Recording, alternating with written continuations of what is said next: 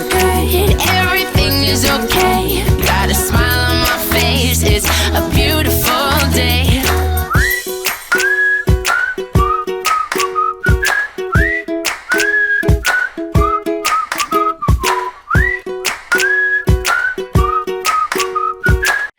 May entrata, may nakakakilig na mensahe sa kanyang special someone.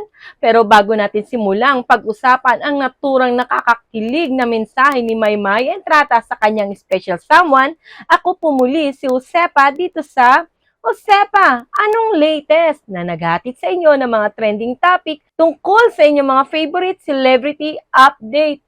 Usap-usapan nga ngayon sa mga social media ang nakakakilig na mensahe ni Maymay Entrata sa kanyang special someone, ang naturang latest post ni Maymay Entrata sa kanyang social media. At talaga namang idinitalye pa ni Maymay Entrata ang kanyang pasasalamat at pagmamahal sa kanyang special someone. Ayon nga sa caption ni Maymay Entrata, and I quote, "Wishing a happy birthday and Valentine's Day to the most handsome, humble, wise, and patient man I know. You have an amazing way of making me feel beautiful and cherished even during tough and challenging moments. Your unwavering commitment to helping me heal and grow from past traumas is a testament to your deep love and devotion. I'm grateful from you, steadfast support and respect for all that I do, and your love for me is a true reflection of God's love. I thank God for blessing me through you. Our journey together in faith is a beautiful blessing and experiencing true love, peace, and joy with you is more precious than any material's wealth. Thank you for being my partner and true love heart." O, di ba talaga namang sobrang nakakakilig at damang-dama mo ang kasayahan na nadarama ngayon ni Maymay Entrata, di ba? Happy for you, Maymay, dahil sa katauhan ni Aaron ay nahanap mo ang iyong true happiness and true love. O, di ba? Diba? Kung si Edward Barber is more happier now, ganun din naman si Maymay Entrata. Diba? As a Mayward supporter, as a solid Maymay, I'm happy for you, Maymay Entrata, dahil dumating sa buhay mo si Aaron. Hindi man nangyari o natupad ang aking kagustuhan na maging kayo ni Edward Barber. But I'm happy dahil masaya kayong dalawa kung nasa saan man kayo sa sitwasyon ng buhay ninyo ngayon, di ba? Sa Instagram story nga ni Maymay Entrata ay i-share niya ang isa sa mga Instagram story ng isa sa malalapit niyang mga kaibigan na may caption pang, "I work with you since 2017. And I see you now, the happiest you ever been, Maymay." Deserve na deserve. O, diba? Kasi kung matatandaan po natin, 2016, na pumasok si Maymay Entrata sa bahay ni Kuya, di ba po? Siyempre, pagkalabas po nila sa bahay ni Kuya, maraming mga bagay na bigla-biglang dumating sa buhay ni Maymay Entrata, sa buhay ni Edward Barber o ng Mayward, na mabilis at biglaan na hindi sila prepare. Di ba po na lahat ng bagay ay kailangan nilang gawin at kailangan nilang sundin. Kumbaga may mga bagay silang ginagawa na labag man sa loob nila ay kailangan nilang gawin dahil yun ay trabaho nila. Di ba po? Ngayon, nagagawa na ni Edward, nagagawa na ni Maymay Entrata ang tunay na nagpapasaya sa kanila. Kaya as a supporter po nila, siguro maganda po yung acceptance para lahat po tayo ay makamove forward na. Kasi masaya na po si Maymay Entrata, masaya na rin po si Edward Barber, di ba po? Ngayon, kung ipipilit pa rin po natin yung gusto nila, hindi po si Maymay ang nahihirapan, hindi po si Edward Barber ang nahihirapan, kundi ang pinapahirapan po natin ay ang ating mga sarili. 'Di ba po? Hindi po tayo makakahanap ng tunay na kaligayahan kung patuloy pa rin po tayong aasa. 'Di ba po? Wala namang masama sa umasa ka, 'di ba po? Pero mas maganda po siguro ang mabuhay sa kasalukuyan, 'di ba po? Yung mabuhay tayo sa kasalukuyan, i-accept natin para maka-move forward ka. 'Di ba po? Kasi gaya niya pag nagpo-post po ako ng video na ganito na ganyan, medyo may word pa rin ako, may word pa rin po naman po tayo. Pero mahirap po kasing ipilit yung mga bagay na hindi hindi pa ho nangyayari at hindi pa parang malayo pang mangyari. Kasi parang 2019 pa yung huli nila. Ilang taon na po, 20, 21, 22, 23 na po, 4 years na. 4 years na po, mag-move on na po tayo. Masaya na po si Maymay Entrata kay Aaron. Masaya na po si Edward Barber sa buhay single niya na lumalaki na ang kanyang mundo dahil napakarami na po niyang kaibigan na sana ay wag po natin laging bigyan ng mali siya. Di ba po? Ngayon pa lang po kumbaga bata pa si Edward, hayaan po natin siya i-enjoy ang buhay single at ang buhay youth. Di ba po si Maymay Entrata, 25 years old. Deserve na niya ang hanapin ang kanyang true love at true happiness. Di ba? Kasi parang ganyang age na mga kababaihan parang deserve na rin nilang mag-settle down at eto nga ibinigay sa kanya ni Lord si Aaron. Maging masaya na lang po tayo sa dalawang bata. At maraming salamat po sa inyong mga komento dito po sa aking YouTube channel na medyo karamihan naman po sa inyong mga komento nandoon pa rin po ang inyong mainit na pagsuporta sa Mayward. Di ba po?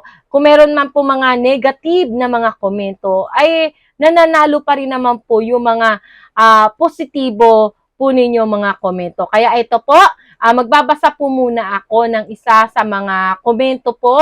Ayan. At ating pong sasagutin ang kanyang katanungan. Ito, ayon kay Kalabasa 2739, parang di na po bagay sa inyo na magbalita ng tungkol sa mga bagets kasi po matanda na kayo. Parang di na po bagay sa inyo dyan. Bagay na lang po kayo sa content siguro cooking. Sorry po, opinion lang po. Di ba? Meron pang nag-thumbs up sa komento ni Kalabasa 2739. Di ba? Kalabasa, Kalabasa 2739. Parang hindi bagay sa iyo ang pangalang Kalabasa, kundi ang bagay sa iyong pangalan ay Munggo. Kasi laki lang ata ng munggo ang utak mo. Paano ka ba pinalaki ng iyong mga magulang, Kalabasa? 2739. Komot ako ba'y nasa 40 plus na, ay ikakahon mo na lang ako sa cooking show? Di ba? Kung kayong kabataan, kailangan ba namin kayong ikahon na mag-aral na lang? Di ba masasakal kayo kapag sinabi namin sa inyo na mag-aral na lang kayo, mag-aral lang kayo kasi yun lang ang dapat nyong gawin. Di ba po? Parang noon, panahon ng mga Hapon, panahon ng mga Kastila, ang mga kababaihan ay walang karapatang magsalita o magreklamo. Wala silang kahit anumang katungkulan sa gobyerno o sa mundo, kundi sa loob lamang ng tahanan para mag-alaga ng bata at magsilbi sa kanyang mga anak. Mag-alaga ng bata at magsilbi sa kanyang asawa. 'Di ba? Ganun po kasi ang mensahe na ipinaparating mo sa akin. Kailangan kong ikahon ang sarili ko dahil ganun na ang aking edad. 'Di ba po? Anong klase pong paano ka pinalaki ng magulang mo? Ikinahon ka rin ba nila o ganyan ka ba nila pinalaki para ganyan ka mag-isip sa kapwa mo? Hindi ba po dapat maging masaya ka, Kalabasa? Kalabasa 2739. Dahil sa age kong ganito na 40 plus, nagagawa ko pa yung mga ganitong bagay na nagbablog, na nagbibigay ng opinion, na nakapagbigay ng kasayahan sa ibang tao. May choice naman kayo. Sige, opinion mo yan. Ito, sasagutin ko ang iyong opinion. Dahil medyo offensive, medyo hindi maganda ang iyong komento dahil sa matanda na ako, hindi na bagay sa akin. Ano po bang bagay sa akin? Cooking show? Ikakahon mo ako sa cooking show? Marami pong kaidaran ko o mas matanda pa sa akin ang gumagawa po nito. Dapat po maging masaya kayo na sa kabila po ng edad namin ay nagagawa pa po namin yung mga ganitong bagay. Lumampas na ako sa stage na nag-aalaga lang ako ng anak. Lumampas na po ako sa stage na nagsisilbi po sa aking asawa, nagsisilbi sa aking mga anak. Ngayon, nagagawa ko na po ang mga bagay na nakakapagpasaya sa akin. Tapos, eto ka, didiktahan mo ako na mas bagay sa akin dahil ganun ang edad ko ay isang cooking show. Wag po sanang ganun. Di ba po? Kung hindi nyo po nagugustuhan nyo, napapanood nyo na ang edad ko na nagbabalita po ng ganito, ay may karapatan naman po kayo na wag kayong manood. Di ba po? Panoorin nyo po yung mga gusto nyo pong panoorin. Mga K-pop, yan. Mga bagay sa iyo yan. O, di ba? Kasi, kung sabi mo, bata ka pa, yan. Mga army yan, maganda yan. O, di ba? Sa mga edad mo yan. Di ba? Pero yung manonood ka, tapos parang gusto mo akong diktahan. Parang ang pangit nun, ining.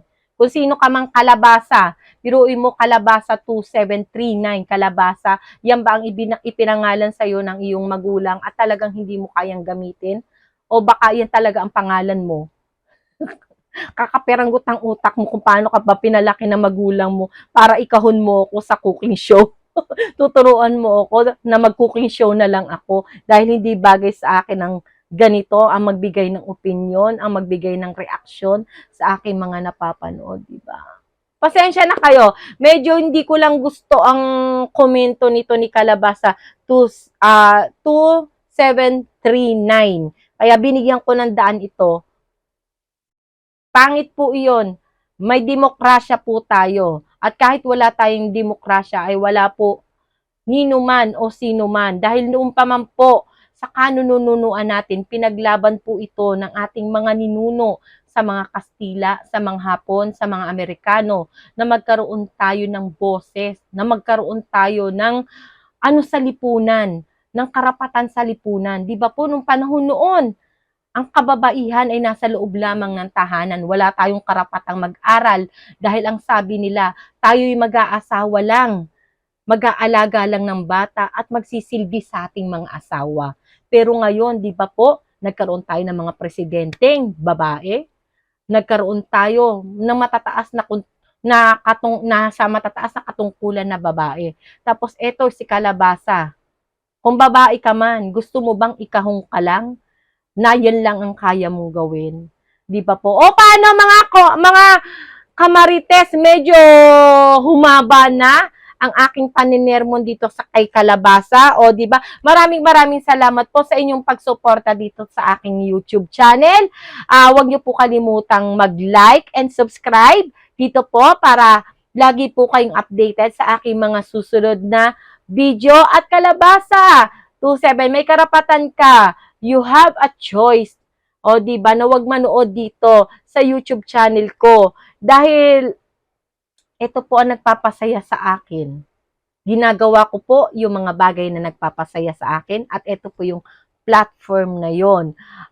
At ako naman po ay very thankful sa mga sumusuporta po sa mga bagay na nagpapasaya sa akin. Kaya hanggang sa muli, ako po muli, si Josepa. Paalam! You make me feel beautiful.